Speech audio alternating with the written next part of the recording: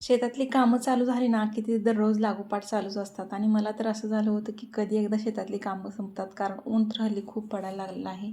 त्यामुळे ना नकोच वाटतं शेतात काम करायला. हे काका शेणखत घालणार होते पुढे आणि पाठीमागे आम्ही वरखत घालणार होतो. पण त्या अगोदर या काकांकडून व्यवस्थित असं वरखत मिक्स करून घेतलं आणि मी आणि अहो वरखत घालून घेणार होतो.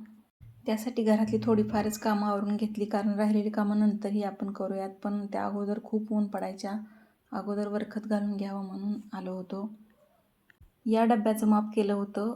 एका डाळिंबाच्या दोन्ही साईडला खड्डे खांदले होते आणि त्यावरती शेणखत घातलं होतं आणि आम्हाला त्यावरतीच या डब्याच्या मापाने वरखत घालून घ्यायचं होतं. बघू शकता अशा पद्धतीने पसरून वरखत घालायचं होतं. डाळिंबाच्या प्रत्येक झाडाखाली काळजीपूर्वक खत घालून घेतलं. एका बाजूला एक डबा आणि तितकंच प्रमाण घेऊन दुसऱ्याही बाजूला व्यवस्थित असं वरखत घालून घेतलं. पुढे त्या काकांचं शेणखत घालायचं काम चालूच होतं. वरून ऊन तर खूप पडलं होतं, पण त्या उन्हात ही एक वेगळीच समाधानाची भावना होती, कारण आमच्या सगळ्यांचं काम खूप जोमाने चालू होतं. थोडा वेळ आम्ही ब्रेक घेतला आणि दही लावलं होतं त्याचा मी थंडगार मठ्ठा बनवून घेतला. आम्ही सगळ्यांनीच त्या काकांनीच थंडगार मठ्ठा मस्त असा पिऊन घेतला आणि खरंच त्या क्षणी तो मठ्ठा म्हणजे ना जणू आमचा थकवा दूर करणाराच होता. आणि तुम्हाला ही मठ्ठ्याची रेसिपी बघायची असेल तर खाली त्रिकोणावरती क्लिक करून बघू शकता.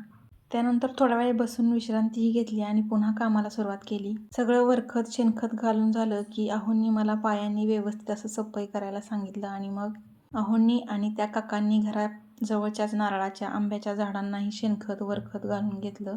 हे सगळं काम ना आम्ही सगळ्यांनी पूर्ण करून घेतलं आणि त्यानंतर जे आम्हाला समाधान भेटलं ते काही वेगळंच होतं. शरीरामध्ये थकवा जरी असला तरी काम पूर्ण झाल्याचं समाधान काही वेगळंच असतं. आणि शेतातलं काम हे फक्त काम नाही तर आपल्या जगण्याचाही एक भाग असतो. प्रत्येक कष्टामध्ये एक वेगळीच आनंदाची भावना दडलेली असते. तुम्हाला हा व्हिडिओ आवडला तर आपल्या चॅनलला सबस्क्राईब नक्की करा.